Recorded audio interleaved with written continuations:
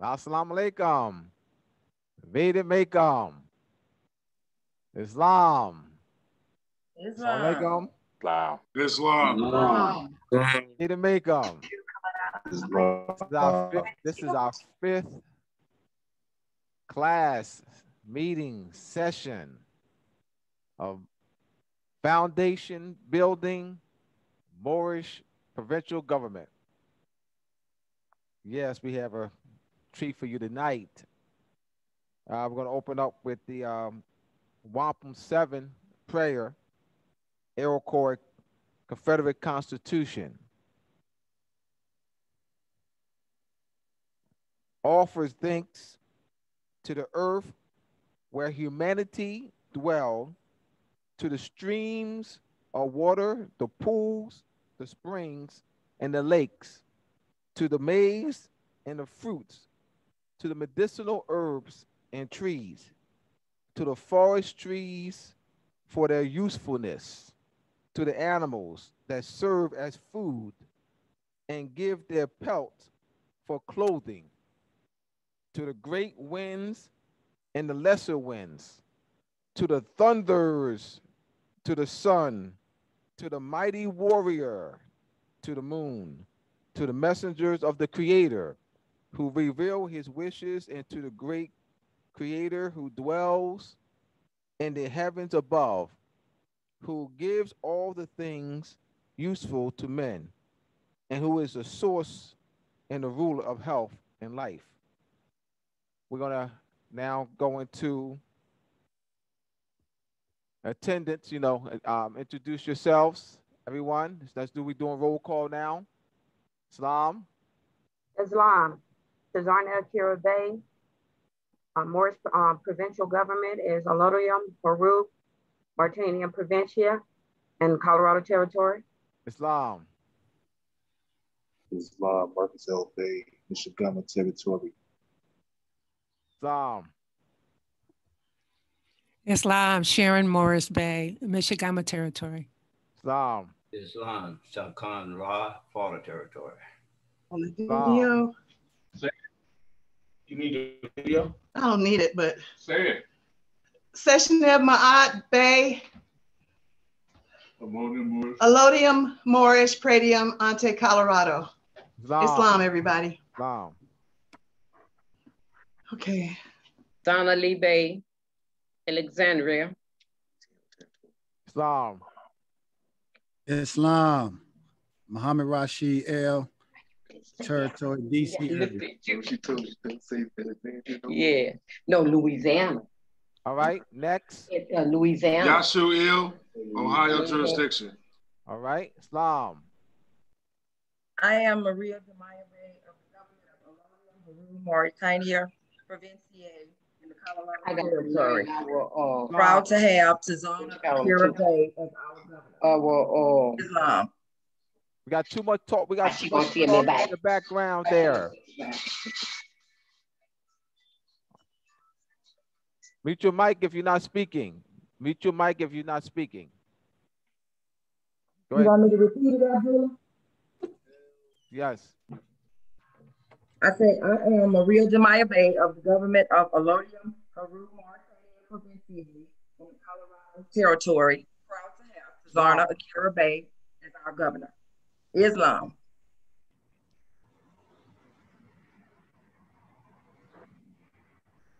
Anyone else? Islam, Brother Abdullah, Brother Mustafa, Salahuddin Bey, Khalifa Territory. You sound faint, but Islam Mustafa. Islam, Yashar Ben Zadek Il, Texas Territory. Islam, Maurice Ormond Bay, geographical area known as St. Louis, Missouri. Islam. Peace, Amanda Siegel, Florida Territory. Islam. Islam, Sheldon Ill from Massachusetts Territory. Islam.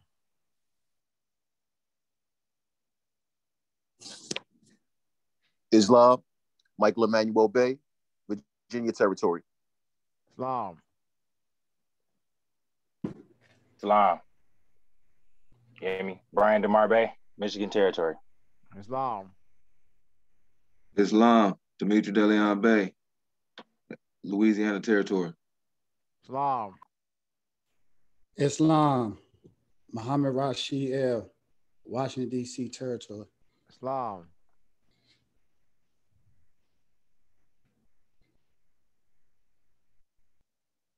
Anyone else? Islam, brother. Solomon Bay,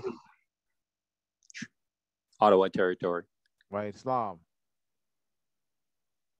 Islam, Carlito William Bay. I'm coming from out of the Lodium, Haru, Provincia Territory. Islam. Hey, Socorro Bay in Delaware Territory. Islam. Pedro Bay, Nevada Territory. Islam.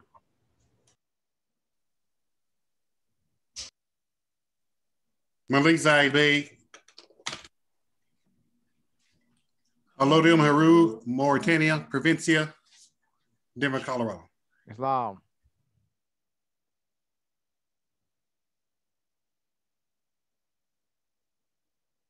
All right. So I trust we are moving along and building our Moorish provincial government and building our population. Majlis rules of order. Online, no recording online. Keep mic muted during meeting until your selected time to speak during Q&A. Hold all questions until Q&A session. Select raise hand button. 5 minutes or less per question. Minimum communication in the chat to allow for participants to focus on the presentation. Religious ceremonies protected. Wampum number 99. The rites and festivals of each nation shall remain undisturbed and shall continue as before, because they were given by the people of old times as useful and necessary for the good of men. Haudenosaunee Iroquois Confederacy. All right, principles that govern nation. I'm going to be bringing up Shem Malachi Bey.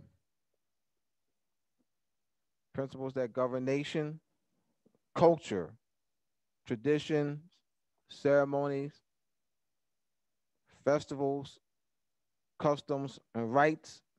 This is inherent right. These are ancient traditions and practices that we have practiced, that we have been doing for a millennium. All right, so I'll bring to you Shem Malachi Bey.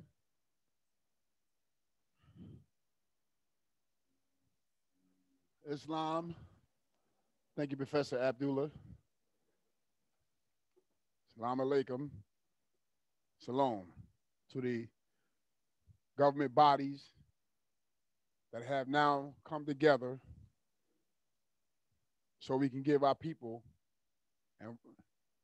some security and protection by claiming us, repossessing our states. And the first estate that we got to repossess is our minds, our bodies. I want to give honor to those in the house today, to Professor Abdullah, Noble Tamer L, Amar, Lord Amar, that's here, Terrence, the caucus, and all the men and women of the descendants, kinsmanship heirs of the Moorish consanguinity. I'm glad to be here to speak to you about what has really been hid and taken away from us under what you call negative law. And what we need to get back to is called positive law, which is culture, traditions, ceremonies, festivals, customs, and rites. The reason why we have to get back here, because this is inherent, meaning that no one can take this from you. This right can't be taken from you. It is an inherent right. Not that somebody giving you wealth. It's the inherent right first to claim the land. Your ancient foremothers and forefathers, their culture that they practice. It's your right to operate and do that. The treaties protect this by saying you can't discriminate. That's locked up in Moorish treaties. Why is that there, Shem Medikabe? To protect the future generations. That's under the Moorish consanguinity. You can't make a treaty with a foreign power, Moors, under Moorish consanguinity, and then 50 years later, there's no Moors.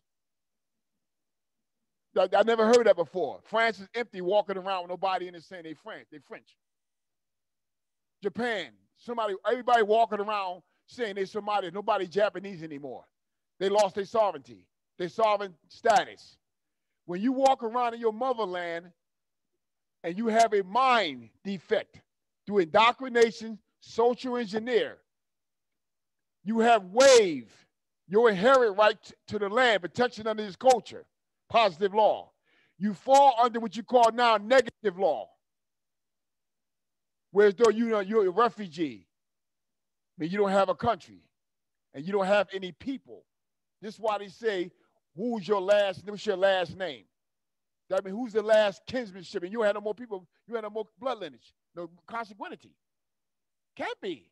Because when I look back, nobody used last names. They identify themselves by their first name, free name, or surname of the area or regional province that they were from, or the tribe or clan they was from. So what we're going to do today is we're going to go to what we put together, and we're going to stay on this. We're not going to be divided. We're not going to have a different school of thought. We're going to stay on so we can get it right here so everybody would know that's making a claim in a province to establish and create a provincial government with a constitutional social trust. Population of voters living in their domicile in the Moroccan Dominion.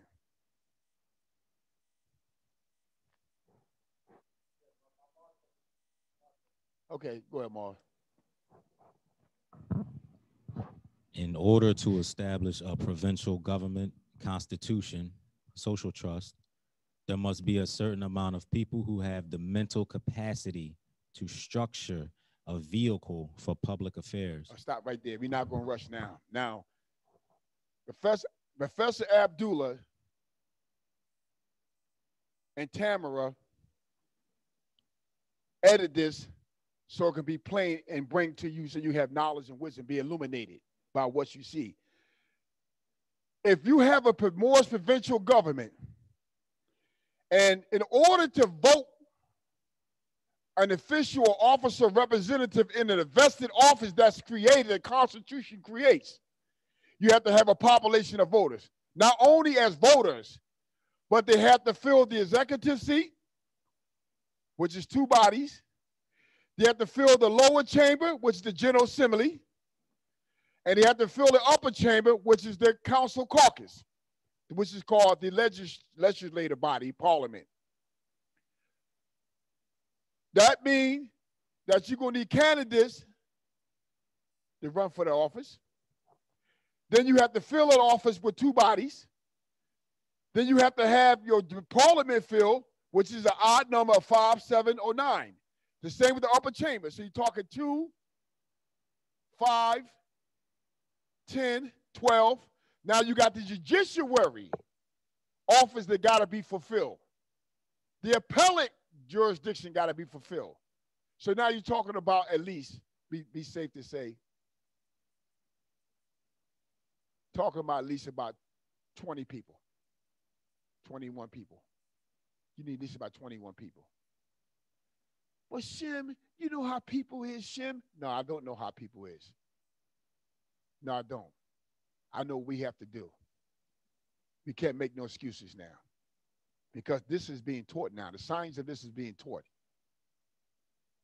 So when somebody wants to do something and move now, ask yourself, pause, and say, he's right. We don't have 21 people. Just think about it. We got to fill these offices, these seats, the parliament, the judiciary, ministries. We got to have police. I mean, let's get it real. Come on now. All right, go ahead, Mark. You can read. The people of the different clans and tribes come together for the benefit of the people in their different communities to form a binding instrument. This binding instrument stipulates with obligations and liabilities to the voters and their elected representative officials on how to conduct themselves under strict principles. Stop right there. Now, when you put together this instrument, you're going to invest, mean you're going to divest the rights. You're creating offices. They have to be filled. There's an obligation on you to have knowledge to know why you're voicing your vote, your voice. Why am I doing this? Why are we coming together and we're voting on people and we have and people being selected as candidates? Why are we doing this? To put together a political structure to save ourselves. If you're going to go in the water and travel, you need a vessel, a ship, or a boat. If you're going to be on the land, traveling one destination, you need a horse and a chariot. If you want to escape the different seasons of winter come upon you, fall, you need a structure to bring your family in to escape the cold weather and the rain, the snow, and the frost. That's called structure. Come on, I'm going to nature to show you this. I got to do this. Anyone that's not thinking on that principle need to evaluate themselves and something is wrong. Go ahead, Mar. The power to exercise their office is vested in the Constitution, which delegates authority to a man and woman of that province. Let's go on. Political illegitimacy. If a provincial government does not have elections, but instead has appointments and selections, the government then would function as a republic monarchy rather than as a republic of the people, where the officials are elected by the people, serve the people, answer to the people, and do the will of the people. Now, this is very important. And we here at the society, the caucus, members, society, we haven't learned this principle to be true, that anytime a government is operating this way is illegitimate. Let me explain what I mean. Anytime you only can usurp your sovereignty when you vote and voice, and then after that, you have no say-so on the legislature that's being passed and created, and then how the Senate, your government body, parliament, approves it, and then how your head of state checks off on it. These are not coming from your intent. They're being created without your consent or intent. And when that happens, that means you're not, the government is not of the people. It's not serving you. You're serving it. It's your ruler and you is servant. And the other way around, you're supposed to vote them in and they serve you. Meaning that if you don't do the will of, I'm going to give you an example. Here I am, a bunch of people, 100 of us. We got, among our 100, we got 7 people that's running for candidacy, breaking down for everything in the board of directors. We vote them in. In the constitutional structure, bylaws, there have to be in there that any codes, regulations, acts, statutes that are passed by the judiciary, by the parliament, the drafting of the bills, statutes, acts, codes, and regulations must first come from the intent of the people who has a right to have a council set up that will look at the draft, sit down with them, and then take it to their representative, the lawmaker, and say, this is our intent. The lawmaker is supposed to get it and say, okay, this is what I got from my my community that elected me. They want to, in my district, they want the region, they want this for the better for the region. I offer this up to all the lower chambers to look it over and see can we pass this in law to benefit us in all the regions in the Providence. See, this is real politics. This is real political law right here. What's going on here? This culture. When this chain is broken and the people have no say so, but only the time of voting, you give them all your things you did, your deeds. I did this, I did that. Once they elect you, they can't even impeach you when you make a law or you make an intent that they don't agree with this against the public trust, the Constitution. It's not even written that they can be impeached. You can't, if it's not written, you can prosecute them for committing treason in office by making a law or a bill or a code against that national Constitution. You're not, that's not a Republican of the people, that's Republican monarchy. I mean, you vote your rulers, you vote the people to rule over you. Then you can't say nothing after you vote. But when you vote and it's in your Constitution, your social trust that, hey, we have a right among ourselves. Like you see the counties, they have a city council.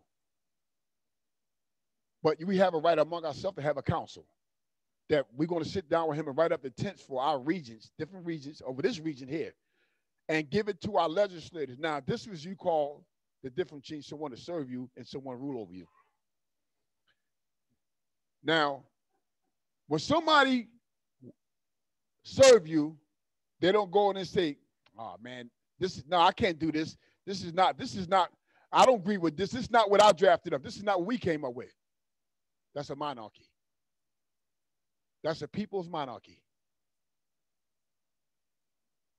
A republic people is when he gets it and he knows that in that Constitution, he has to present that as your intent because he works for you. You got control now. Or her got control because you can't bring in a private corporation or a private foundation. You can't, there's no room to wiggle to take a bribe because you don't have the power invested. You would not delegate authority in the Constitution to make legislature up on your own. They have to come from the people, and the only thing you can do is present it, sign off on it, pass it or not. Everybody agreed on it. See, that's how you control. If it's not done that way, and first say, I don't have to do that. Look what they're gonna say. Well, there's nothing in the Constitution stating that I take the legislature, I take the instruments from the people and the information from the people, and they put it together and give it to me, and we vote on this. They can use that. So if it's in the Constitution, now we have to be very careful, Moors, when we do government, provincial government.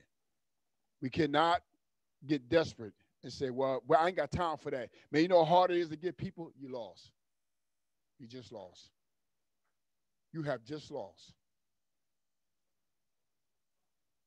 Absolutely. Let Tamara get Tamara the mic. I want them to hear this. Oh, she got one. See, she's right. The foundation. You're not building on a foundation that's legitimate. You're building on a foundation of of something that they discovered newly, and they're using it to take advantage of the people. And this is why governments are torn down. Even the United States, that republic they got, that's gone. Why? Because it became illegitimate. Anytime a divided corporation happens, that means something went wrong. There was illegitimate inside. What made the other parties renege on sign a signature on that contract. Okay, next.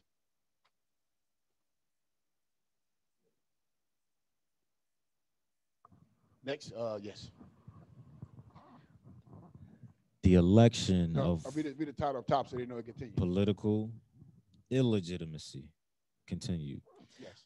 The election of one from a provincial government by the population of people as voters in a branch of government pursuant to Constitution principles and under positive law do not allow an elected official the delegation of authority to be elected again to another office while he or she is serving a term and acting as a as an official under a different office of that branch of government. Neither can she or he be appointed to act in the capacity under another office title. Now, Moors, please hear me. The Japanese Moors, you do not see them operate in this capacity. The Qing dynasty and Moors does not operate under this, under illegitimacy. France does not operate under this, we just read illegitimacy. Great Britain does not. England, the Netherlands, Ireland, Italy, Greece, the African political jurisdictions down there, South America and Morocco does not operate that way. Why? So if we see that they're not operating that way, that's not nothing they created or it's a intellectual ideal that they just invented. No, it is positive law leading back to culture. Where the chief of the clan or tribe was the chief. He didn't go down and go to war as a warrior. He didn't operate in these other capacities lower than him. Neither did they was under him operate as the chief over the clan. See, this is a cultural principle. So when you see somebody say, well, I don't have enough of 5 people. It is what it is. I got to do what I do. You fail. You're not a provincial legitimate government because you don't have the patience, the weight to communicate to those who are shaping the way of creating structure. Remember, a lot of these old principles and concepts are new to us because our minds were indoctrinated. Our minds were gone. Come on now, let's get it right. Tamara said it earlier. Everybody else had a screw-up mind. They were indoctrinated. Now, the etherians are letting this information be revealed so we can get back to our culture. We don't need nobody saying, I don't have time. Yes, you do. You can do it. There's ways of getting the people in the community as unconscious Moors to get involved with you doing by this scene, by you keep building a little structure and be around something and just keep building. You have to show them something. And a lot of Moors got a lot of things that they got. They got certain certifications for the colleges, university. They went in debt to go to universities. They can give an internship. I'm a firm believer that if you give somebody to make us legitimate, so we can have a population, give them something that they want. I see food pantries all around these different political jurisdictions, and the line is millions of them in line. Give them some education for nothing where they can feel good about themselves, where they can go out here and create a business or participate in a job and get it to take care if they have a wife or children. Give them that. Give back to them unconscious Moors something that they want. A man go fishing and use bait to grab the fish. A hook to hook his jaw. Hook them. You have to do that to get a population of voters. I learned this. I'm going to tell you something. I learned this from Tamara and Abdullah Bey.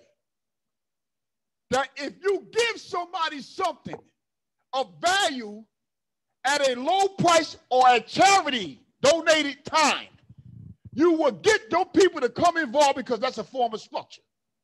Now, that's the first time I've been involved with somebody creating that, because I said to Tamara, and I met her, I said, Tamara, one of the things we have to do as an intern and get back to the people. She agreed with me 100%, and she turned around with Abdullah Bey and did it. So don't tell me we can't do that because we create a population.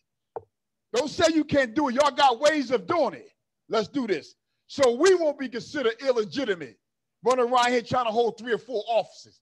They watching the haters, the ones that still using these bad concepts, the ones still that making it up as they go along, the ones still trying to convince you that they've been doing this for a long time or somebody following have already done it and it can't be proven. We got to do it. We got to be strong for them because they're going to need to come into what we established this structure. They're going to need this. Let's go next. Let me stop right here. Do anybody have any questions? Okay, I'm going to keep going. Did we ask a question? Okay, all right. I'm sorry. Go ahead, Amar. Go ahead. Constitution contract establishing political legitimacy under positive law. Legislature. The legislature is divided into two chambers. The General Assembly is the lower chamber, which communicates with the voters and their council for approval on the people's intent and acknowledgement on the drafting of statutes, bills, codes, acts, regulations, and policies that the General Assembly passes on behalf of the people. The higher chamber is the council caucus, which approves the intent of the lower chamber. Now, we're talking about positive law and we talk about legitimacy. This is how a government is supposed to be. The people, remember, if you go back, the source of the sovereignty is in the people. They're the seeds. They're the salt that season the food. The food don't taste good. I need some salt. That's us. That's the people that vote. They're the salt. They flavor. They mean that without them, the government shouldn't have no sovereignty, because the government is an artificial creature created by the intellectual property of these men and women. So it's a creature of the law, meaning it's created by your concepts and your divinity in you, your intellectual property. How can you create an office and then turn around and create the puppet who's going to, the man and woman who's going to act as the puppet? That's you serve the people based on your intent in that instrument. Can't be no other way. There can't be no other way. This is why they have a divided chamber too. One is the lower General Assembly. That means they're supposed to get the intent of the voters. It does not in the jurors. And listen, please, I'm glad that I'm spared. My mind is spared from that being brainwashed, because I was brainwashed. My mind was raped. Like Professor Abdullah and Tamara say, a while ago, years back, Shemenek Bay was in the same shape. Like I say, I got pulled out of freezer by Professor Abdullah. I ain't know nothing. Didn't know nothing. So the body of the political, the population of voters, once they elect their official and their representative, it's supposed to be in the Constitution that the intent of the people must be in the bill, statute, code, regulation, or act. In order for the intent to be in there of the people, that means the draft must first start from the people who creates a council committee to work with them with that, then they hand it to the representative. Why is this so important, Shim? Because the people can't lose their sovereignty. Your sovereignty can be written or waived to the elected officials that you represent, because you give them a portion of your sovereignty. And they can turn around like a magic wand and take away your status. Next.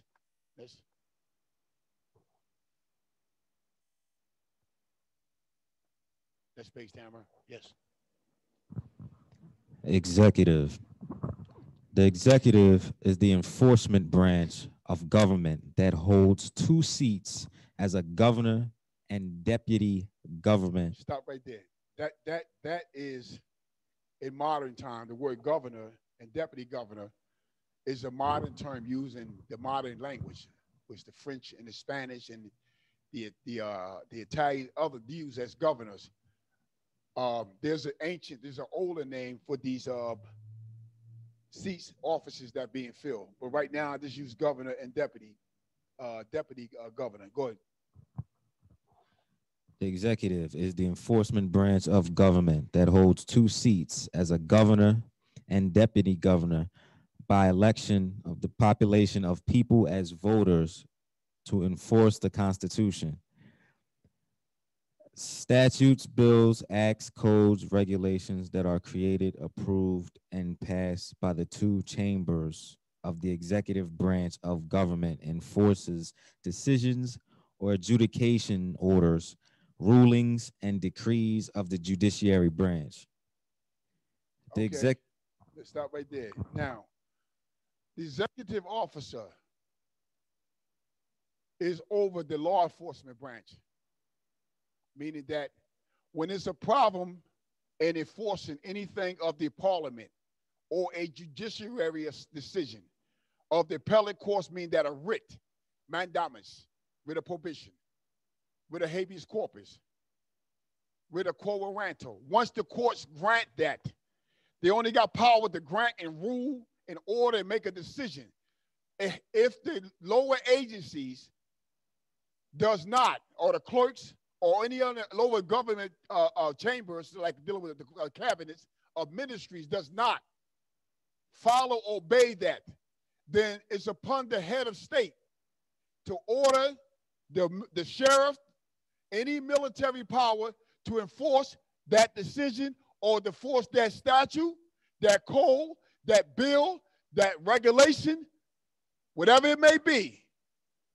He have to make them obey that and hold them to it. And when the people become in civil disobedience and say, we're not going for that, and you elected them to do that, and you are a party to that instrument because you voted them in. So therefore, you gave a portion of your energy, your currency, to get them in there. Therefore, he have to enforce that even on the people to bring them back in subjection to the national constitution. Nothing wrong with that. Judiciary workers can't force it. You show me one judge to get off the bench, or the appellate court, the Supreme Court gets off the bench and say, you're going to listen, you're going to do by the writ. They don't do no such thing. They hand over to the executive office and say, we got a problem here. They're not honoring the decisions that we being the judiciary body is dealt. We invested with the power to make these decrees, orders, and rulings, adjudications as the judiciary branch. Go ahead, finish reading. Go ahead. The executive branch of government has the power to enforce judiciary decisions on a writ of mandamus or any other writs as the judicial enforcer. Yes. Next thing. Next one. Judiciary limitations. Judicial. The judicial branch has jurisdiction over all criminal and civil disputes between one Moorish national to another Moorish national, against a Moorish government ministry, agency, or official for any injury or damage done to a party, reputation, or physical harm to the body. Now, when you're dealing with criminal, which is civil, but it's a form of called civil, you breach the confidence of the community, the people. What you mean, Shem? You went out there and knocked that man out and robbed him. You did embezzlement, stole that man money. You committed fraud. You signed somebody's signature. You raped a woman. You abused a child. You shot and killed somebody. You stabbed a man and aggravated assault. That is called you breached the confidence of the community. Therefore, the injured party has a right to go to the government and file a complaint and complain about this injury, which I'll go on later, talk about a witness. And therefore, if you hit somebody's car, that's civil. If you get a contract dispute, that's civil. If you damage a man's reputation, that's civil. If you give somebody mental anguish, that's civil. If you hit and damage a person's body and broke them up, that's civil. If you kill somebody as a wrongful death, that's civil. So this is the courts handle disputes. Next.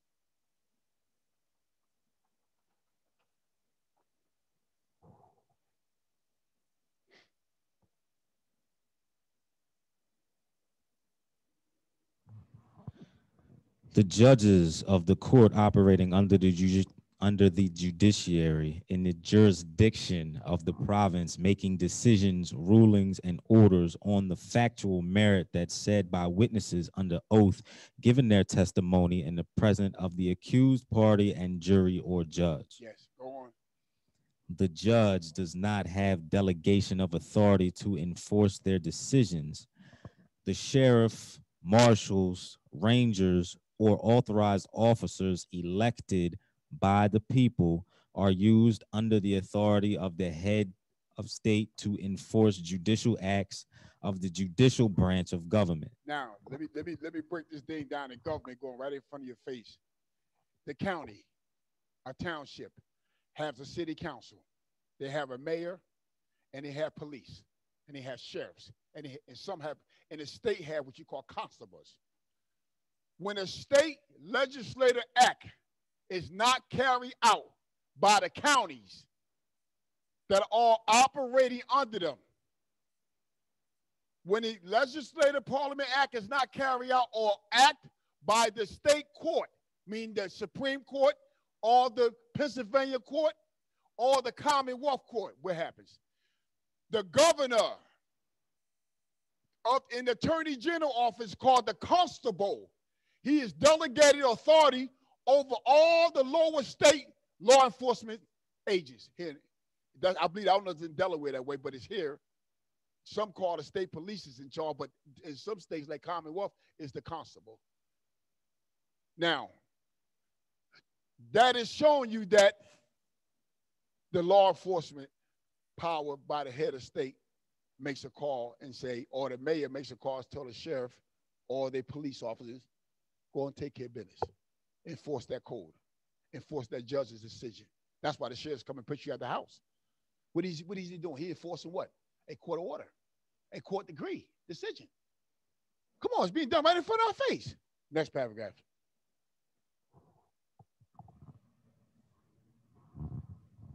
Are you ready there? So let's go to the next one.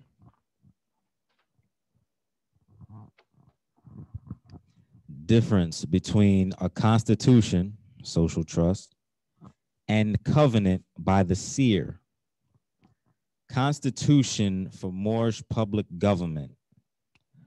The different Moorish communities of people living in a province of Morocco coming together to elect their representatives to form a provincial body of political, civics, and economics to protect and secure their liberties and their boundaries of the Moorish estates, as well as regulate commerce among themselves for the security and defense of the many Moorish communities living in the province.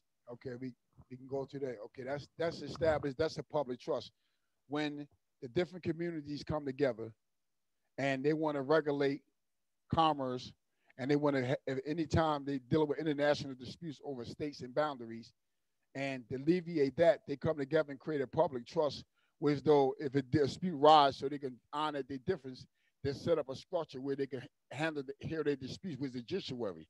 If anything happened, they would say, okay, we delegated authority to the executive branch to enforce whatever laws or whatever decisions among ourselves after disputes, after laws that dealing with commerce, dealing with estate holdings, dealing with boundaries, and the legislator acts, parliament acts that's passed to govern us and also to protect us. So when they that's not done, that's a government and a social trust. That's the three branches of government. That's set up how people come together in a population that's voters in the community. Now, we're talking about people that's not claiming to be part of an ecclesiastic congregation nation, because they are society, they consider a nation.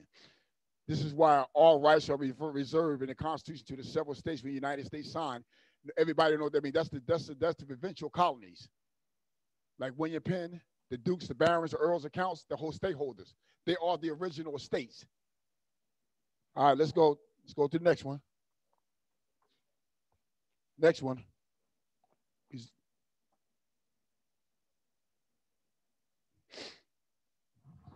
reserved rights and culture. The people's culture and reserved rights are embodied in the Constitution. The cultural practices of the people on their land, air, water existed before the creation of any constitution of woman or man. Now we get somewhere here. On real ashore logic, factual merit, jurisprudence, and positive law. This is a well-established fact that before men and women came together to institute government among themselves, that the covenants of the seers is the covenant ordinance and codes and statutes of the seer, that it was embodied and handed to their ministers or elders to benefit the people, is the first order of government. When a house of a clan or tribe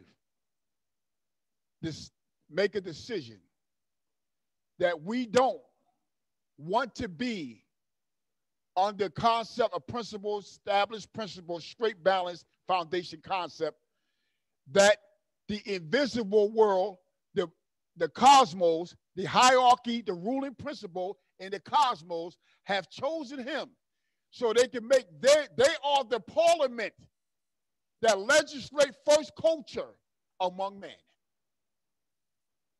Hear me out. They are the first parliament. There's no other parliament. In order to regulate and control the people cannot elect the divine parliament, because they the ones that institute structured procedures among concepts and what's called precepts among the people through the seer. So that is the ancient principle. They done away with that by oppressing the prophetess and the prophet, the seer, by calling the prophetess a witch, because the cosmos was dealing with her and they did not want to receive the revelation to them because they wanted to rule themselves outside the principles of divine law. That's what made men started and women started doing constitutionals and social trusts among themselves, to go outside the ecclesiastic body. Ecclesiastic bodies reserve the sovereign right among themselves and the boundaries of their state to regulate law, commerce, political, civics among themselves based on the covenants and orders of the seer. That can never be changed. They indoctrinate and put in front of us slimy ills, men of low degree, men that just talking just to receive money changers. Get out my pocket. Get your hands out my pocket. That's what we got in front of us. That's why we're in the condition we're in. We cannot measure. We always talking about, do you believe this? Do you believe this? Why don't you? When a man is building and he wants to find out how the longitude, the measurements, the length, the height of any building structure, the first thing he do is he got to do an excavation. Then he got to measure how deep the foundation is, the structure is in the foundation. So how you going to take away and remove the structure and the foundation, excavation, and go right on top of the land and just start drilling to the land, beams, and go up 80 stories? That building going to fall when the wind blow right down. It'll fall. It's not built in the foundation, not excavated, and the structure is not built in the foundation. You got to go deep into the ground. That's the foundation. So you cannot have and say that, well, we're doing a constitution and public trust and not know this principle. Once again, constitutions and social trusts came up when groups of communities and people come together to live outside the culture. See, I got to tell the truth. Outside the culture. You want to live outside the culture with your new ideal. Y'all got an ideal. So you got to do away with the seer. So that way you can express your will. Yes, the population of people can violate the ecclesiastic body foundation. They can do it. They've been doing it. And that's why we've been having a problem. Look at the world today. It's unstable. Dynasties, nations can't even stay together long. They have civil wars, parliament breakup. Why? Because it's not set on a set principle. If it's set on a set principle, we got something. That's the difference between an ecclesiastic church, nation, body of people, and a social trust. Next. covenant by a seer. A house is bonded together as a group or community, forming a congregation and practicing the tribal tradition of a seer, separated in the province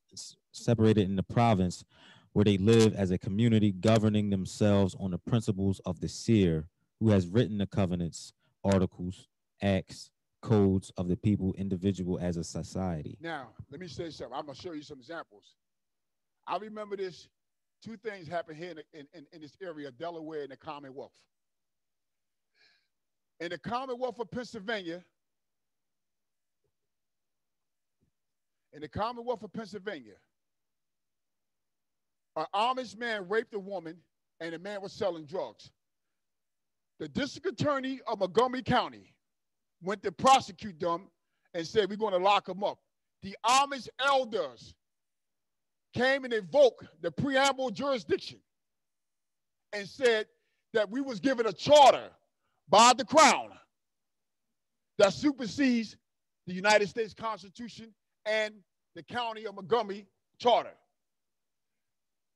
The district attorney, Cassier, I remember, made an open statement to the media that I cannot intervene with their political and public affairs because they are preamble citizens. Now, where'd he get that from? He went to a jurist and he said, you don't have jurisdiction.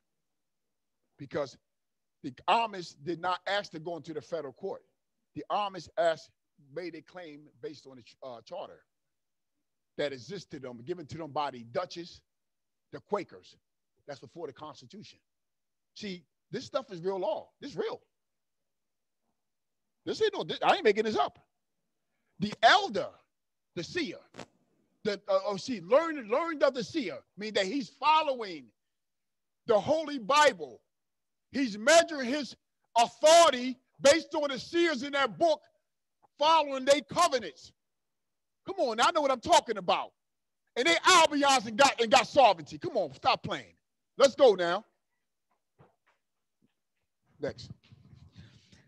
This ancient divine practice of protecting the people's inheritance has been stripped from them.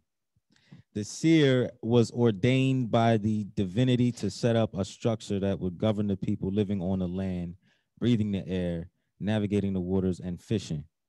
This divine power was delegated to the seer to be a mediator between the people living on the land and the hierarchy of divine government power. The seer is the supreme spokeswoman or spokesman, and the divine hierarchy is the legislature. The seer would gather the scholars and jurists to write the wisdom that was delegated and revealed to him or her as revelation to reveal to the people the consciousness that he/she received from the supreme divine creator. Now, I'm going to say something.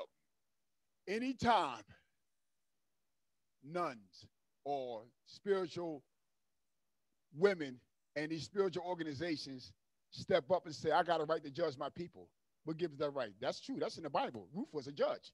That's a woman. She judged Israel. She judged the whole nation. Stop playing with me.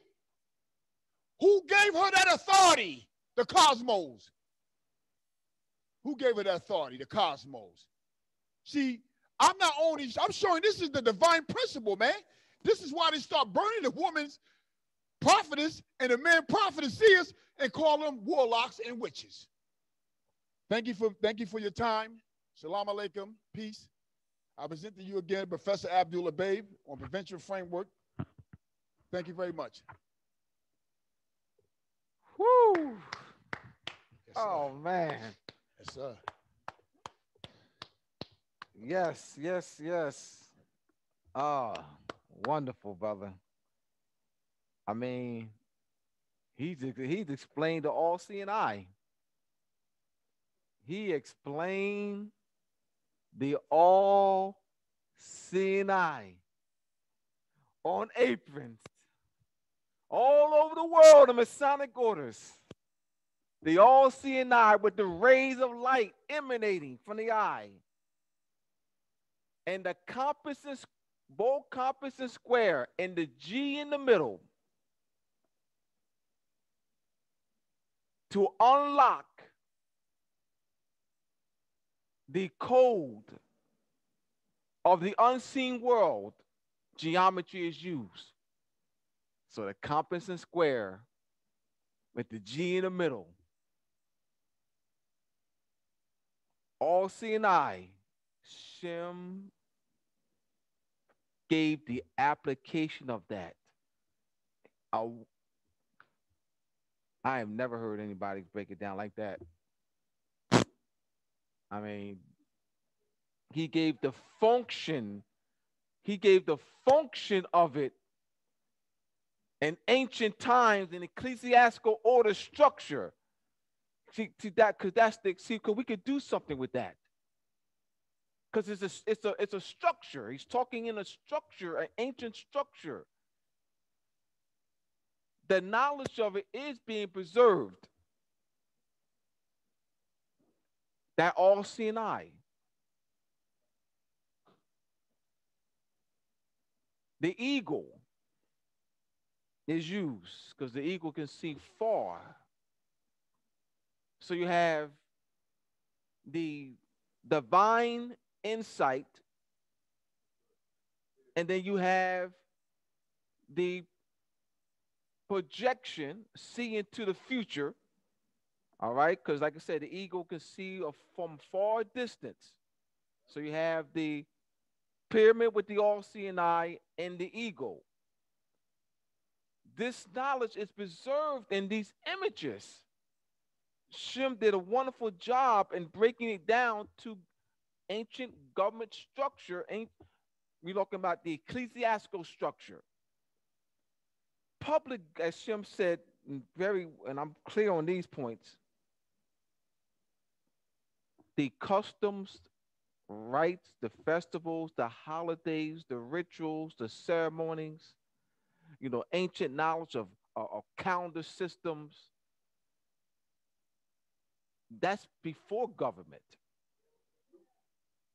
Government doesn't give anyone, that's public government is created by houses, ecclesiastical orders to protect that divine right of culture. Governments don't give no rights. The ecclesiastical orders and societies and houses create the public government. This is true jurisprudence.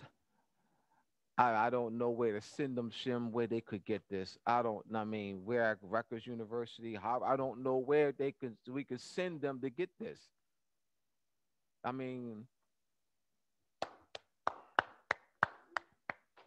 Thank you, man. Thank you. Thank you. This is the Galactic Cross. Thank you, bro. The Galactic Cross, man. We have to reclaim our culture. The Christ is in me. And that Christ is the anointment. Anoint means to smear with oil, and that oil is in the seat of Christ. The seat of Christ is the pineal gland, but it's calcified. We have to stimulate it so that we can become illuminated.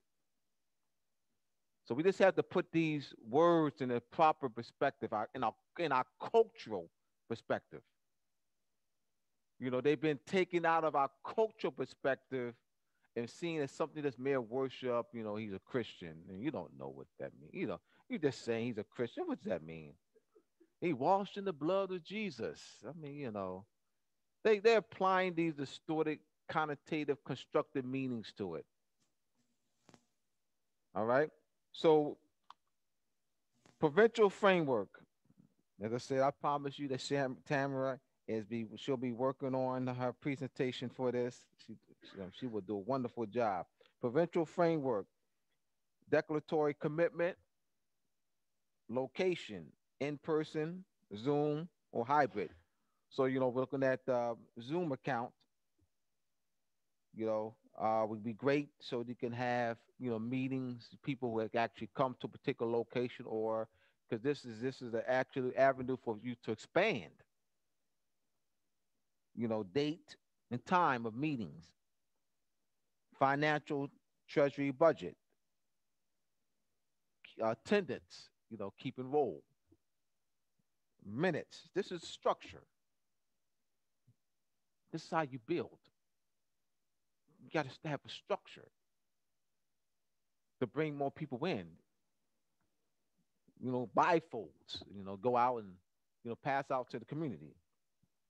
Communication methods, proton mail, which is free, Telegram, Messenger chat, free, OneNote, free, Zoom, $14.99 a month. And these are excellent communication methods. Provincial framework continued. Majlis parliamentary rules. Moorish provincial body politics name. Parliamentary rules. And we'll be getting to that parliamentary rules. We'll actually do a couple sessions on parliamentary procedures and Majlis rules. So that's coming because that's part of building government structure, building provincial government. All right, so absolutely. I mean, I just love these classes, man. I mean, wow. 4, social sites. Facebook, YouTube, Twitter, library, Instagram, and these are all free. This is all free, and we utilize the Moorish and Pure Restoration Caucus utilizes that Facebook and YouTube, and then we have Instagram. We have I think library right now, I believe. Yes, and of course we got of course we have a website. The basic website, about us page, just a basic website page, basic website, which is not expensive. GoDaddy, other sites. For a basic site is not expensive at all. You don't want to start out. You don't need to start out with something elaborate that costs 2,000. Start small and then you build. About us page, contact us page, mission strategy page, our schedule of event page. See, with with the structure of like this, you can build your population because they see people see that you're together. Oh, they call it. Oh, they got their act together. They got their act together. They look like they know what they're doing. Oh man, I got this bifold, man. Oh man, they got a website and a Facebook page and meetings and stuff. Y'all got Zoom meeting. Oh shucks. Oh child. Oh my goodness. Oh wow. Man, they look like they got their act together. No, I mean that means I've been involved in I'm telling you, that means a lot. It really does. A bifold. Go get it printed up at Staples or, Office Max, or get a copy machine and use and type, pass them out. Go to different events. This community campaign. Tamara mentioned that the if not me, then who? If not now, then when? That'll be available for all the body politics to use. Say, I didn't hear you. Tamara's going to say, give information. Oh, she's going to email it. Tamara's going to email it. Yeah, she'll email this. All right. Yes. All right, community campaign. So this could be used as part of your community campaign. You'll put your website at the bottom. If you don't have a website, email or Facebook contact. All right. So we're gonna open up for questions and answers. Shim. All right, we're gonna open up for questions and answers. All right. I know this is I love this part, this section. Wow, this is once again another Great session. Wow. All right. Yeah. Questions? Many professor questions. Peace. This is Basara L. from Virginia Territory. One of my questions is, what is the proper format of naming your body politics? Should it be called an ecclesiastical or a society, or should it be both? Well, Islam sister Bashara, you have asked the question. You actually have there's two questions. Yes. You have two questions. I'm a good listener. You have two questions. You asked first, what is the process of naming your body politic? That's one question. I just want to be clear. That's one question. All right. Then the second question is, should the body politics function as an ecclesiastical or a public government? That's two questions you have. Yes. All right. So the answer to your first question is one of the 7 steps. All right, Shem, you want to go more to the first question she asked, the first question. All right, which is already on the website, UnitedRepublicOfMorocco.com. All right, body politic page. All right, the one of the 7 steps.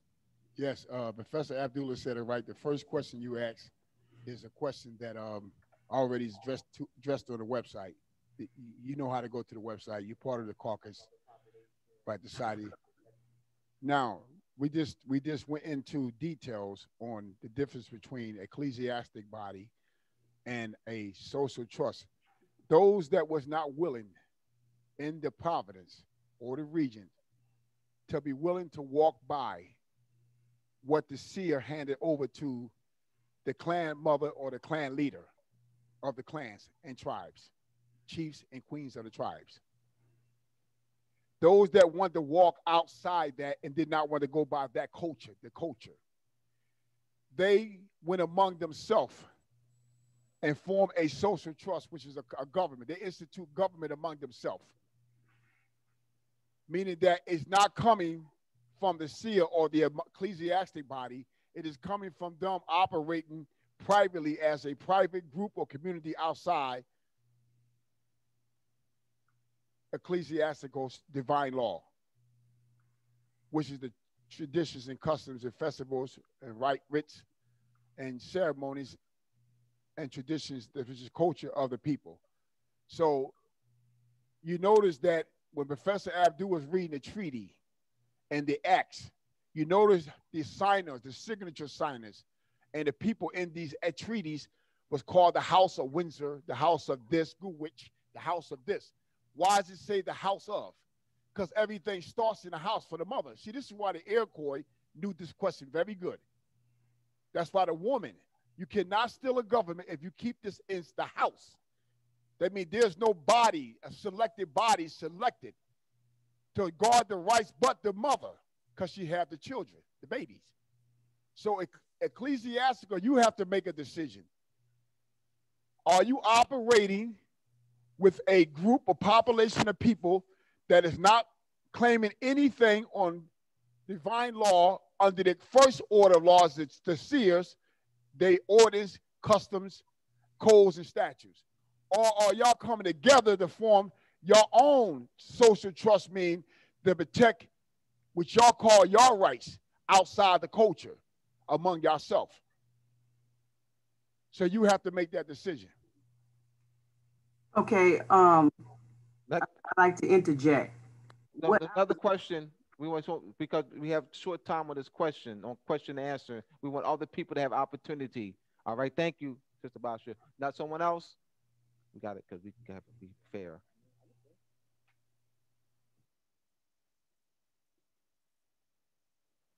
Next, someone else? Islam. Islam. First off, I just want to thank you, Brother Shem, for opening this all the way up tonight. All right. My first question is, my question is, when we create our boundaries for our Constitution, do we use the name the previous tribes and bands used? Yes, you can use whatever house that you are descent and kinsmanship heir to. You can use the house. Yes, you can. You can use that. The only thing is, when you say you can't create a social trust or constitution and say it's ecclesiastic. What you do when you say ecclesiastic, you are invoking an ancient culture that is reserved in covenants, acts, or ordinance, statutes, and codes before the institution of any man or woman psychological created anything and bringing the people together. Because that is the first thing to put people in order with law, culture. Now, it's always going to be people like in an area course that they don't have the same, what they call customs and rituals and festivals. They want to create for themselves, for the benefit and the hand down, they add their wisdom and knowledge to inherit their estates to their house, kinsmanship, descendants, heirs, and kinsmen of their house or their community. They will create a constitutional social trust because they're not claiming to be a part of that ecclesiastic society. See, this is where we get it all wrong at. And people get the banging heads in the house, arguing and fighting. No, you don't know what's going on. You don't understand. You don't have the knowledge and wisdom what's going on here. No man or woman living today can say that natural culture of man and woman of nature have laid down law, culture of themselves. Can't say that. Because the divinity in you that allows you to speak a language, which allow you to navigate, measure, create maps and time and dispensations, comes from the hierarchy, the invisible world. So, brother, I laid it down to you so you can have some signs when you go back on how to build your population under provincial government or under ecclesiastic body. Is that clear to you, brother? Yes, thank you. All right. Next question. Honors, can you hear me? Yes. Hi, this is Xavier. Just question is, how important is language or the connection between language and culture? Yes. Go to work, Bassett. All right. Yes, absolutely. Very much important. Culture is in the language. What has been happening, what has happened over a period of time is constructive words. All right, for example, snake. Let me just use snake. Millions of people will use snake to refer to deceiving, cunning, and conniving, and, conniving. Now, the symbol, the image of a snake is used because it sheds skin. The meaning that we apply to that is regeneration, rebirth, renewal, life. You have the word Christ. Goes back over 10,000 years, karas. And so people, that has been, the culture has been raped out of the word. That's right. That's right. That's right. Tell them the truth. So the culture is in the language. It's embodied in the language. When you study language of a people. You're studying how they lived, how their mores and their culture, their festivals, their holidays, their everyday interchange, and how they saw the world and astronomy and words that they had for the moon or the sun or different planets and stars. They were heavy into astronomy and heavy into their system of their whole way of life, or heavy into agriculture. You study the words. Now, to suppress that, you create constructive meanings. It's hit culture and language hand in glove.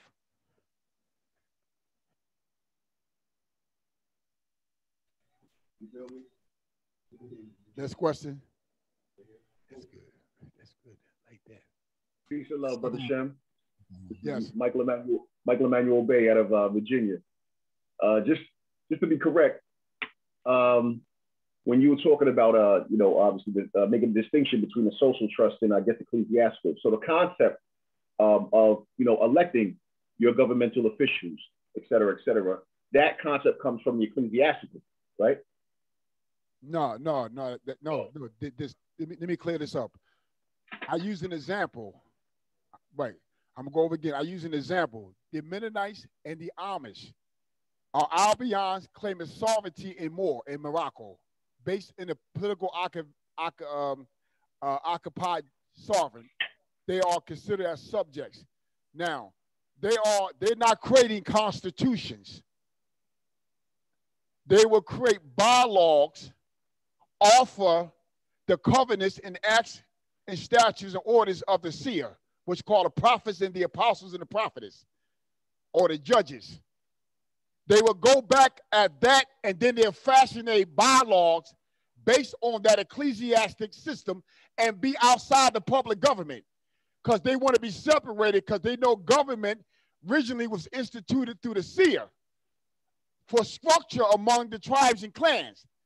Then the people living outside the culture no longer want to be the part of it, and the sense of having the seer be the ambassador to the cosmos holding the galactic key.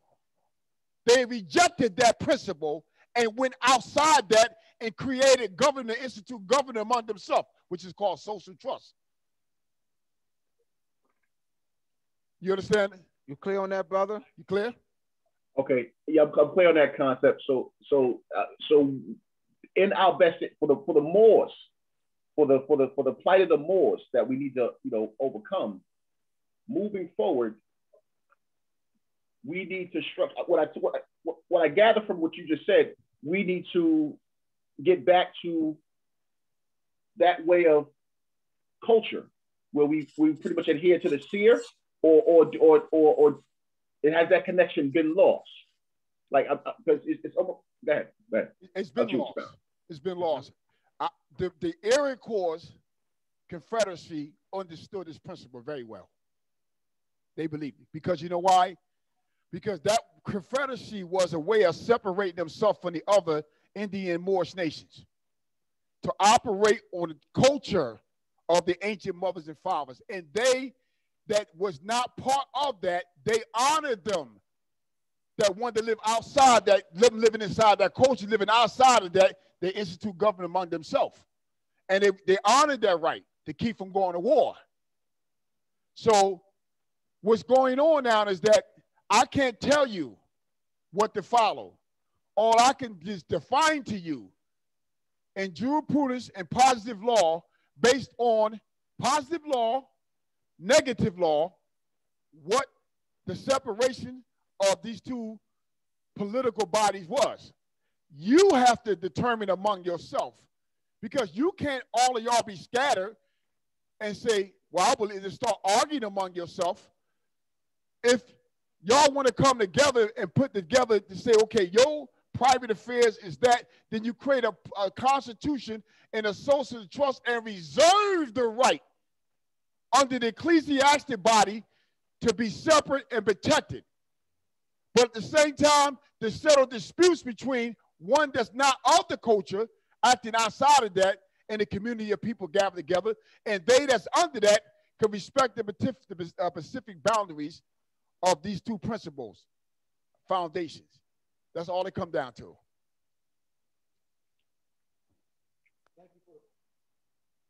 Thank you for the question. Thank you. Come on, let's these questions. Islam. Thank you. Islam, I have, I guess, like two questions maybe, this Maurice Bey. I think it's kind of a confusion a little bit where in my mind for as the ecclesiastical versus the provincial trust, whatnot.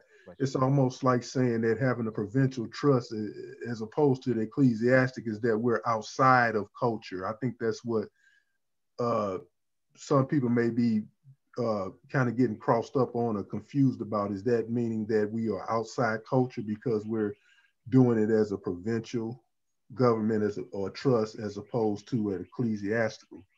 And my second question was regarding if you are setting up something based upon ecclesiastical, is the national flag or imperial flag or nationality still a pinpoint, that it still has to be used regarding setting up ecclesiastical trust?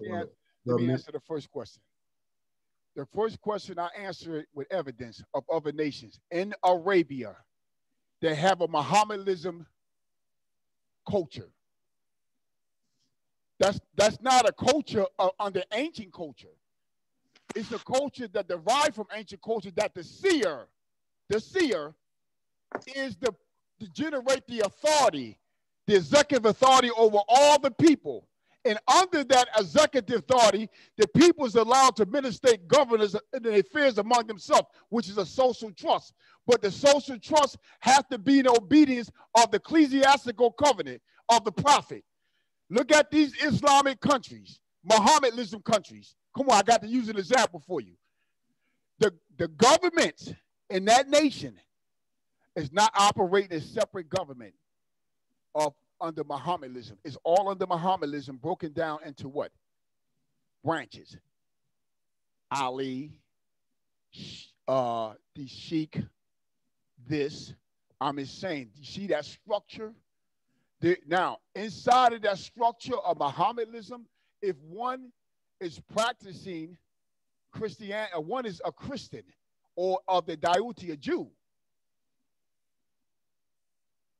they allow them, please hear me out, they allow them now to have an estate. They set aside a municipal estate for them to make rules, institute governance among themselves based on they seer. And outside that perimeter of the estate, Mr. Law, it doesn't apply. That means it only applies within the territory, region, province, that where they react to the government. So they do that to live in peace among themselves because they consider themselves all of the same nationality. So you see, if you living in a province and you know there's 1 million people, or let's say 250,000 people living there, and you only got 10,000 that want to communicate to you and say, we want to do a government. Now, if that 10,000 say, hey, brother, you said you an elder, you a minister, operating the principles of the prophet so-and-so, and you got this set up, and you got this set up. The trust is already set up. The seer set it up. The codes, the ordinance, and covenant protects you. The seer is the settler. He appoints the ministers and elders as the trustees. The people are the beneficiary. It's right in front of your face. So that has to be done in a separate way. You got to look at it if as a whole, or you'll operate that way, then you have to come together under that and create a charter, constitutional charter under that. And then you have to operate as your bylaws based on what the covenants say. And then that means that's your population. Then when you go to sign the treaty, you sign who's the head of that ecclesiastic body, sign on behalf of them people. Next question. Or the second question. Say the second question again. Islam, yeah, and I want to say you did a great job. For me, you covered up that point about the ecclesiastical and the provincial. You really cleared that up for me real well. Thank you. The second part of that question was, if you are doing some, I guess, under ecclesiastical structure, is the nationality and the national or imperial flag still an important entity that has to be a part of that if it's set up ecclesiastical, as opposed to, you know, the provincial government? Now, culture is of your ancient mothers and fathers. I mean, these are the culture that they do in the land, air, and water. They did it in the domicile, a particular dominion of the earth, which they claim as their country, or they claim as being a part in that country, that continent, large body of land, earth, portion of the earth's surface. When they was operating and entering into treaties, the treaty was done in that region, territory of the earth, a portion of that earth's surface. So they created a flag to represent them as being in that domicile territory of the earth.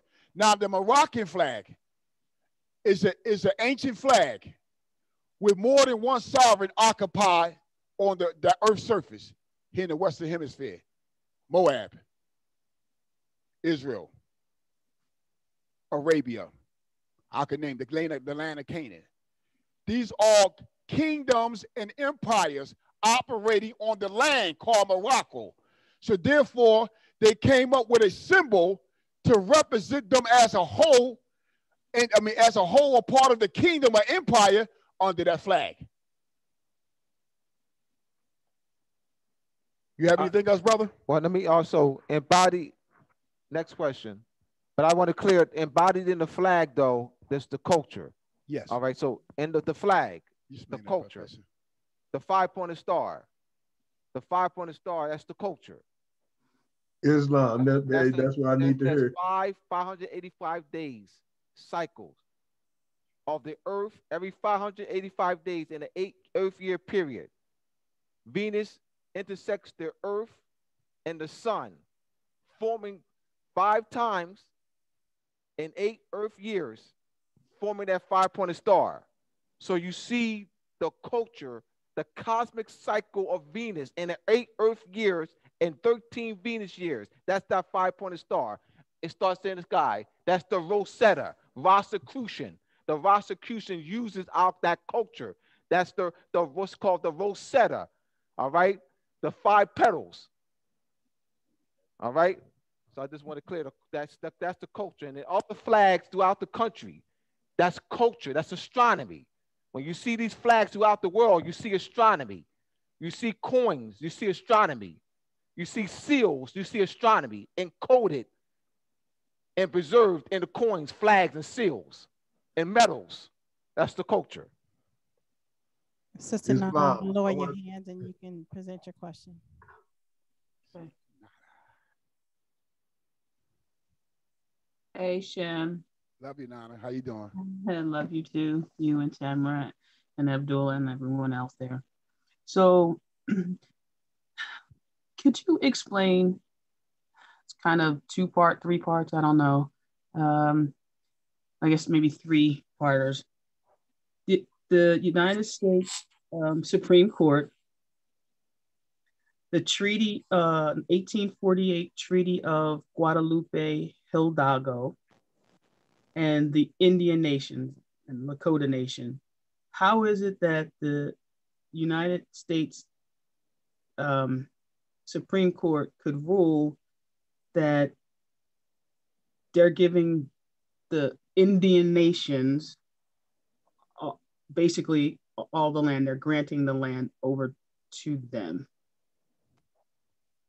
Okay, in order to answer that question, I have to go to the Gantt Treaty. Okay. And how does that affect us, and what do we do about that? So, okay. It doesn't affect us. It doesn't affect us because an Indian is a Moor, a copper-skinned, melanated man or woman. The only thing about it, we will have to be the ones enforce the Moorish Treaty. And when they say a conveyance is made to an Indian, that's you can't have a conveyance given to an Indian who's associated band of of a Moor, associated with a Moor. Mm-hmm. When the first treaties were made, they was made with Moors, not Indians. Mm-hmm. They later coined the phrase Indian to get them from under obligation, get the people from the obligation of the Moorish treaties. You hear me, Nana? I hear you. So when you see them make a decision like that, that's de facto. They can't convey anything to the Indians because it's not theirs to convey. They don't have any land. They can't relinquish jurisdiction. Only the crowns that enter treaty with the Moors and the Indians in that capacity is the only one that can tell one of the provincial colonies that all possession rights and privileges that was theirs before, that's what the crown said. So when you hear the United States do that, that's a de facto opinion in violation of the Gantt Treaty. Mm. Because the land is already the Moors. The United States can't convey or transfer anything right. They don't have any jurisdiction in Morocco, and the Indians are in Morocco. So you are making adjudications of associated band of the Indians, of the Moors, which are Moors. Mm-hmm. And you're making adjudication where the Europeans made it clear you have absolutely no power to make any decisions in Morocco or concerning Morocco. So the Indians are in Morocco, and they lost the 1952 case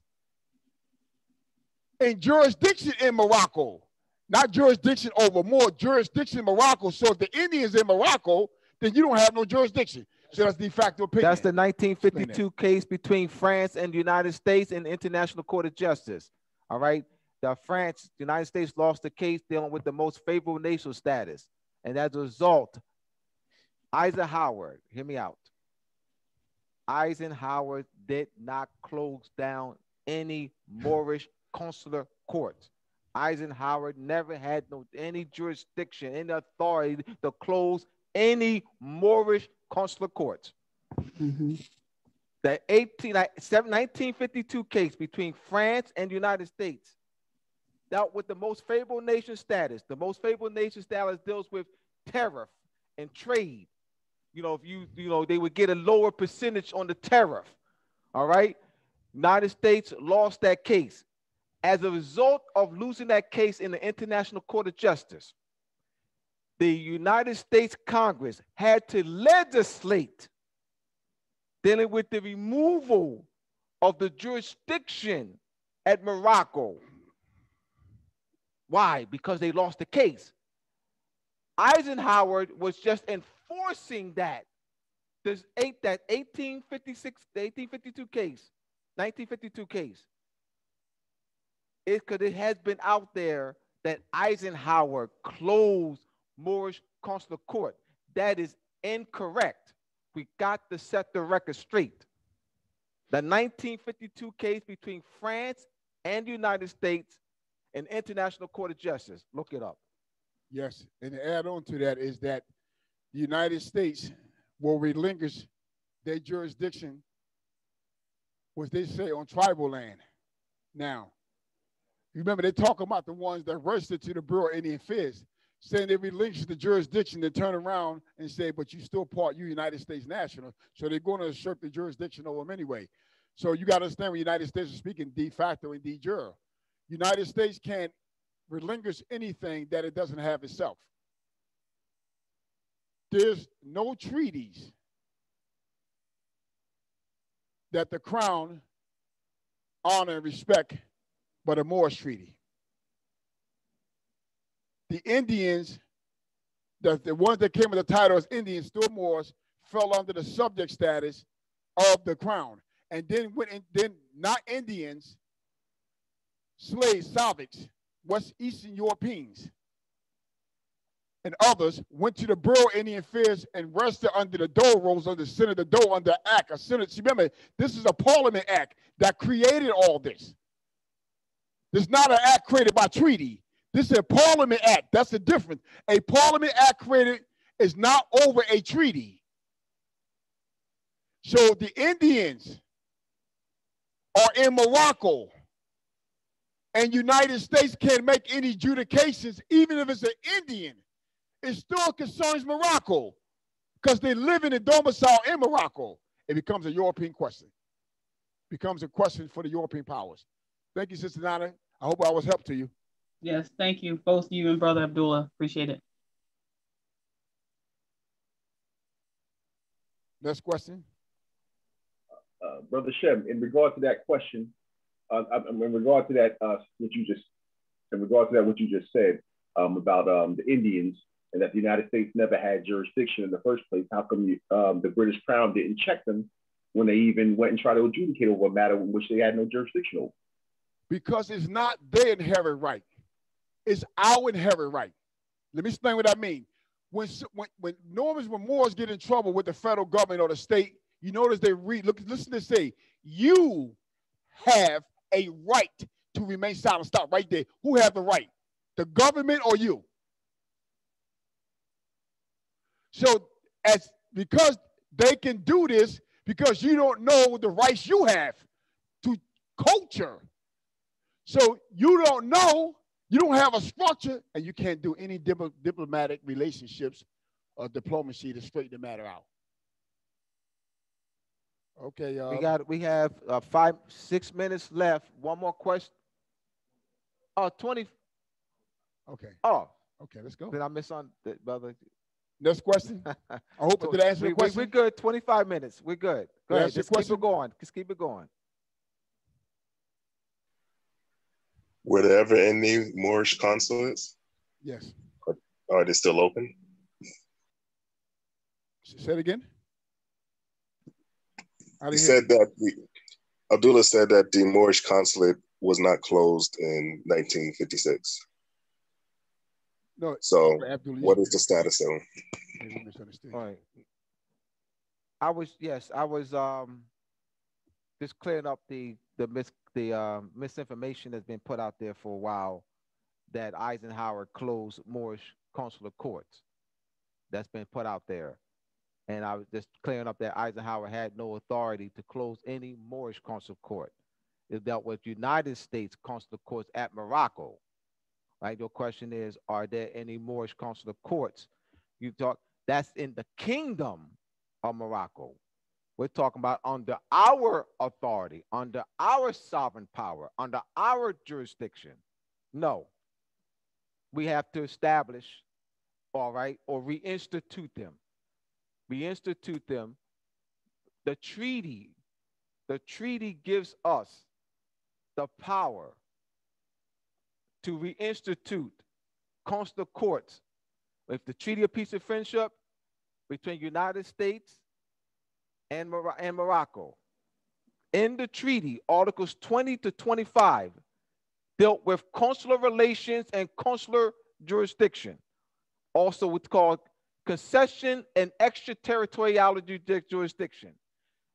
Outside the boundary, but in this case, outside of the jurisdiction. So we would be said the treaty, the diplomacy is to reestablish consular courts and consular relations with the United States, all right, as well as with Great Britain, France, the Netherlands, and all the treaty nations.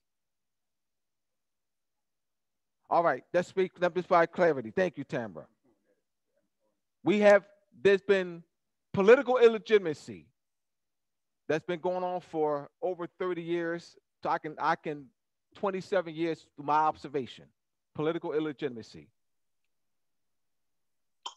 Someone says, I am a consular general of the Moroccan Empire at blank. That's political illegitimacy. That means, so when someone says to you, please hear me, when any Moor says, I am a consul or consular general, we got to rise to this level. In your mind, oh, they got a constitution. Wow. They have public elections. They have public elections because they elected a head of state. Ain't that something? Man, they said they are consul and a consular general. That means they have public elections and they elected a head of state. Because a head of state appoints. That means you have a, all right, before there is a ministry of foreign affairs, you have the parliament that legislates that. The parliament legislates, creates the ministry of foreign affairs and other ministries. So you gotta, that has to happen. So that means there a head of state, there is a parliament that created the ministry of foreign affairs, and then so we got the ambassador and consular generals. So that consular general or consul is appointed by either the head of state or the minister of foreign affairs. Outside of that, they ain't, I don't know. Please hear me, please. I do not know nearly, going back to my mother. I don't know nearly Moorish consul or Moorish consular general. They don't exist. There is, please hear me. There is no Moorish consular generals. There's no Moorish consuls. You don't know them. You don't know them. Abdullah don't know what he's talking about. Because there's people going around saying they're consul generals and consuls. So Abdullah don't know what he's talking about. Once again, let's talk about political legitimacy. If there is no population of voters, if there's no public elections, if there's no constitution electing a head of state, if there's no parliament that legislated a foreign ministry of foreign affairs and other ministries, there cannot be no consular general. Hear me out. They don't exist. No, don't exist. We got to talk legitimacy. I am not here to be liked. I am not here to be liked. I have to speak legitimacy. Michael Armstrong, I'm going to lower your hand and you can present your question. Yes, it's not a question. It's just that I just want to thank these brothers for the holy breath and let them know that they're doing their work. Peace and love. Peace and love to you all. Thank you. Appreciate it. Questions. These are great. We got to be political legitimacy.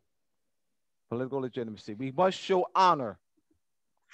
We cannot expect honor from the treaty nations if we don't first show honor among ourselves. We cannot. We must speak out against political illegitimacy. Speak out against political illegitimacy. If you do not speak out and teach the people political legitimacy and give them a measuring stick so they can know what political legitimacy is versus political legitimacy, political illegitimacy versus political legitimacy. It's very important that we understand this principle. We cannot move forward until we understand this principle. This self-appointment, this self-election. I am empress. I am king, and I am grand sheik, and I am I am a consular general, and I am consul. I am emperor, and I am king, and I've been hearing that for 27 years. I have not seen nearly my mother. I have not seen nearly public election. I've seen public elections. I've seen Delaware public elections, Pennsylvania public elections, United States Congress and United States President elections, but I have not seen nearly Moorish public election.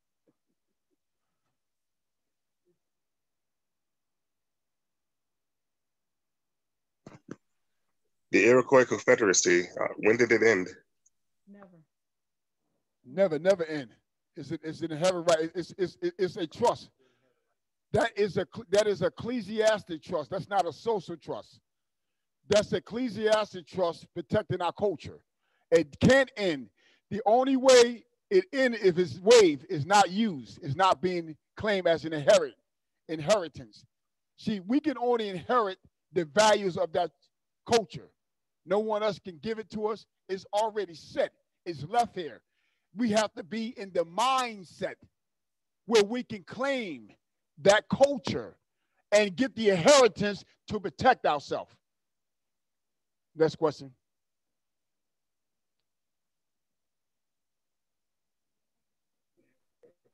Yes, I have a question on declaratory commitment to United Republic of Morocco. Tamara, I know last. Don't answer that. I know. Last week spoke on for the caucus members. It was 10 notes per session or $50 per month. And I know we're not officially a part of the caucus, but I still wanted to submit a declaratory commitment. Will we do that through the donation page, or we just send it to your mailing address? Yes, you could go to the website at unitedrepublicofmorocco.com and click on the donation page, donate. And we keep very copious notes of our the finances that come through donations, as well as everything that is utilized for the expenses to make sure that this Moorish Imperial Restoration Caucus is doing the mission of what it set out to do in order for all the Moorish provincial body politics to assemble together and submit their representatives to be voted. In the first motion that the Moorish Imperial Restoration Caucus have on the floor is for the naming of the central governing body, which is United Republic of Morocco. That is the first motion that the Moorish Imperial Restoration Caucus will bring forth. The second motion is the creation of the seal and the history and knowledge and science behind it. That is the second motion. The third motion is the seat of the central government of the Lenape territory to be able to rise where we failed. Remember, it started in 1778 when we attempted to work with a foreign nation in order for them to do business here. We fell at that time thereafter. So the goal in the is for the rise of the Moors to rise back in the territory of the Lenape territory, which has been coined, Delaware. So that is the third motion. So yes, please, if you would like to continue to give to the cause in which, like we said, our finances, our gifts are all recorded, all documented. We also have on the website that gives a certified financial report of how much was taken in and how much was expensed out of the fiscal year ended in 2020. So transparency is key, and that's what we would like for all the Moorish provincial body politics. Transparency is of utmost importance, and especially when you're dealing with Treasury. We have trust. Trust is one of the things that we have to get over. You have to keep in mind, we lost trust amongst one another when we, attempted to work with foreign nations. So it started with us, and we have to build that trust again. So that's why we always want to maintain transparency in everything that we do. Sometimes it may appear that the appearance can be an illusion. We're not dictators. We're not anyone overseer. We're just your fellow brothers and sisters Moors that want us to get it right. It's like when we see each other, it's time for us to really check each other because we've been in error. So it's time for us to be able to pull each other coattail to get it right, to be able to come out of this space of subjugation. Yes. So that's why, we take on a lot. Forgive me, my throat is kind of cracking right about now. I don't know what's going on. But we take on so much just to be able to love our brothers and sisters to say, come on, y'all, we have to get this right. we have to look at ourselves first. And I think I was other morning I woke up to Michael Jackson and the Man in the Mirror. I was like, wow, that is amazing. We do. We have to look at ourselves. We have to see where we are, where the error is within us. And we have to be able to check each other in love, not in disrespect, not in wanting to war against one another. You got to remember, we already being warred upon. So we don't need that. We don't need that right now. We don't need that ever again in the house. I mean, my mother never let us fault one to another in the house. So, you know, we should get to a point where we rise above that. And if we disagree in some elements, that's okay. But let's bring it back to the table and be able to say, okay, but what is our ultimate goal? Because you got to remember, the ultimate, they are following the Christendom oath, and that's to keep their foot on our neck. So if they can honor their oath, we sure need to honor our oath and come up and liberate ourselves. So yes, please support. Now, you can also support.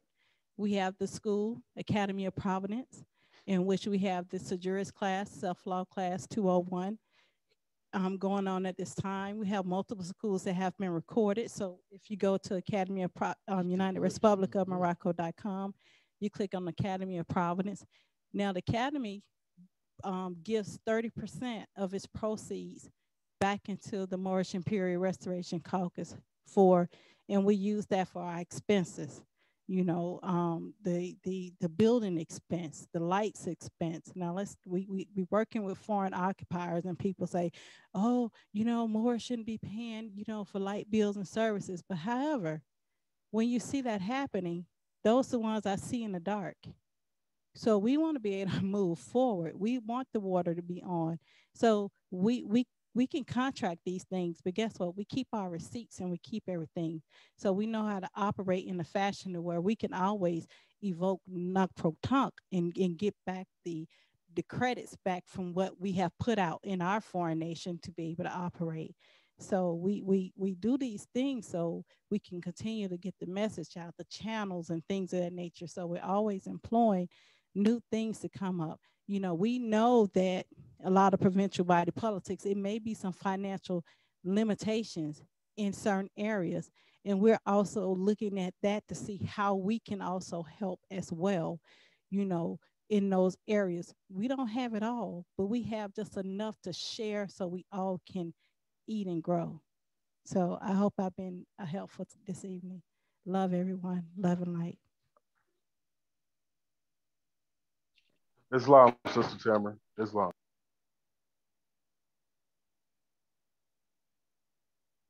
Now we have now the question. A couple. Next question.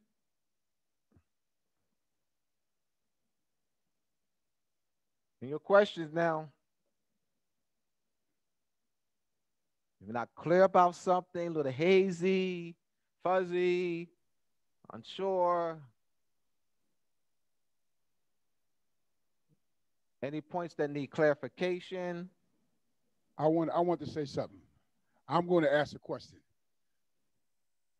How many of the Moorish political bodies have a population of people over 20?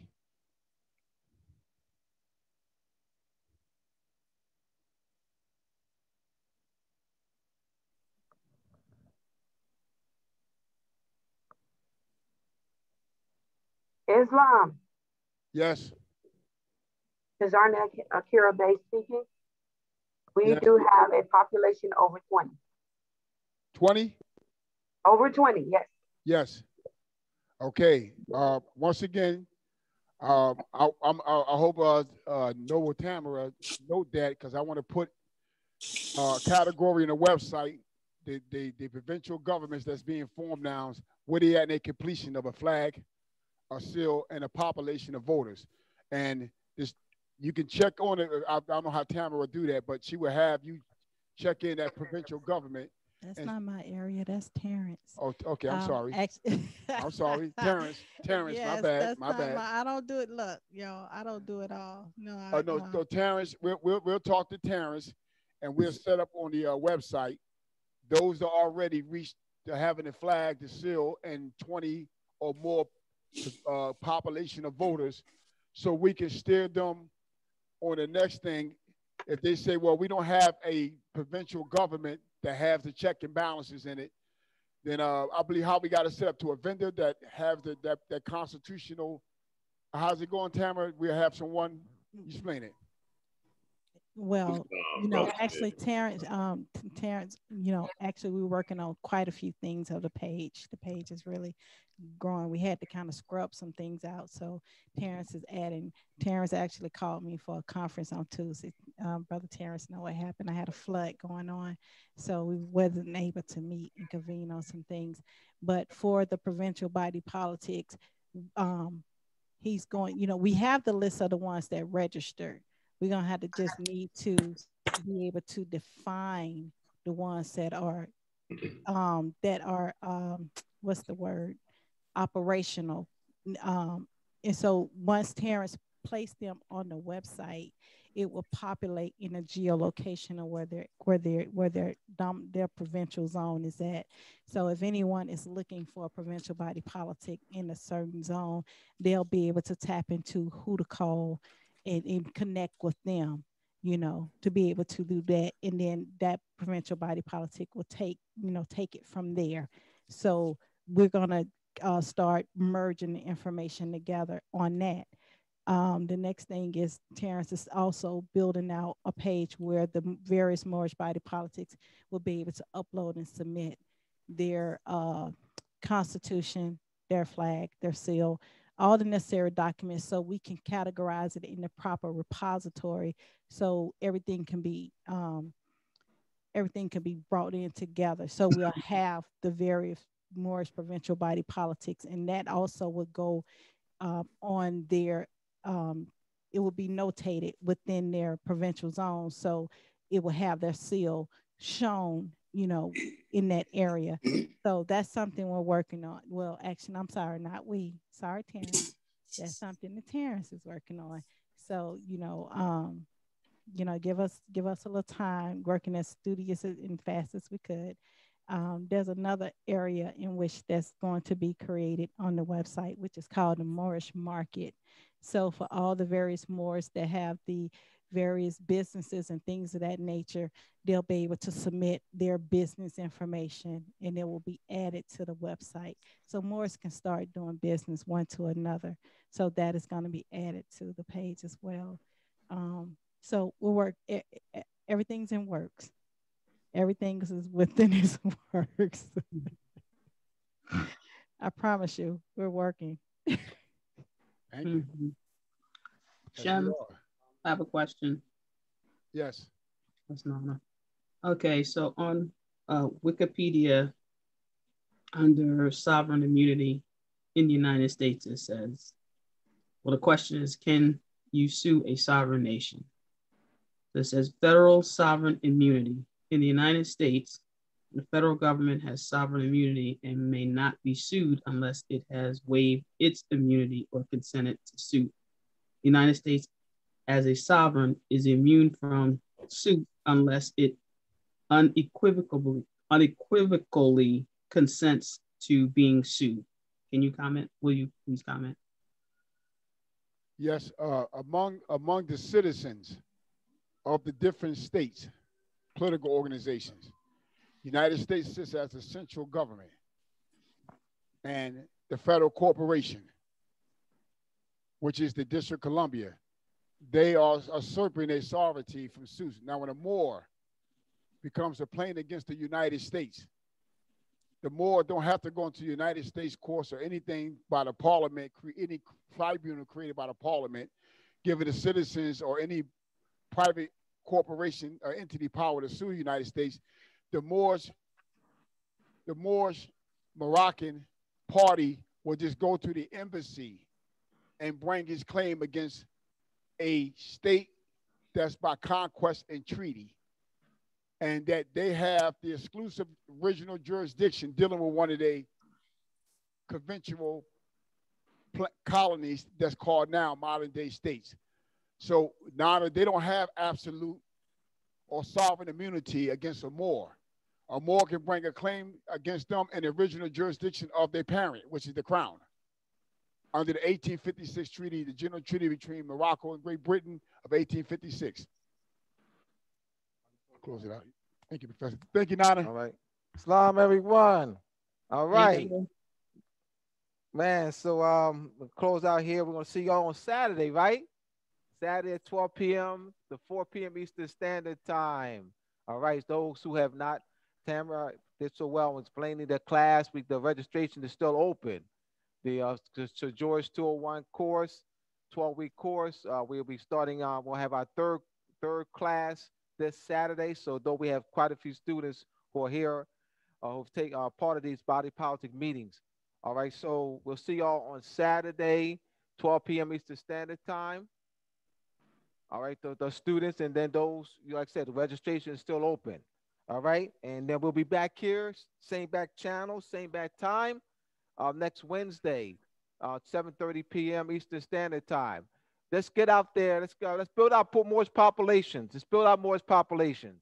All right. Let's build out more populations so that we can be politically legitimate. All right. If not me, then who? If not now, then when? Let's unite. See y'all Saturday, 12 p.m. Eastern Standard Time. And back here Wednesday again. All right, back Wednesday for these Moorish Provincial Body Politics Foundation structural meetings at 7:30 p.m. Eastern Standard Time. Peace. Peace. Islam.